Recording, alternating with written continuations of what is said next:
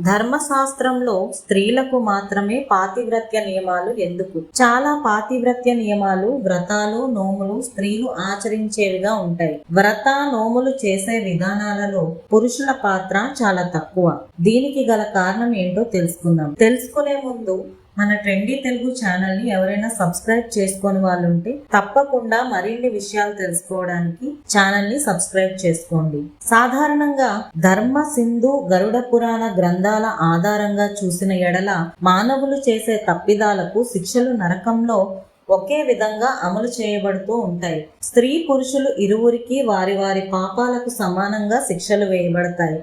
అయితే పురుషుణ్ణి బీజంగా, స్త్రీని క్షేత్రంగా చెప్పడం జరుగుతుంది. ఒక వంశం పురోగాభివృద్ధి చెందే విధంగా సరైనటువంటి స్త్రీని తన కుమారుడికి భార్యగా చేసే ప్రయత్నాన్ని మామగారు చేస్తుంటారు లేదా ఇంటి యజమాని చేస్తూ ఉంటారు. పురుషుడు తప్పిదం వల్ల ఒక వంశానికి వచ్చే సమస్య చాలా తక్కువ.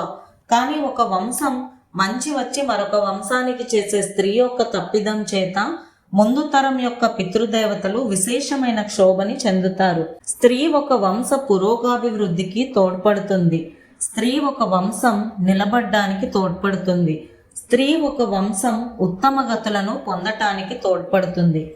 ఎప్పుడైతే ఒక స్త్రీ తన వంశమందు ఒక యోగ్యుడైన కుమారుడికి జన్మనిచ్చిందో పితృదేవతానుగ్రహం చేత వంశం వృద్ధి అవుతుంది.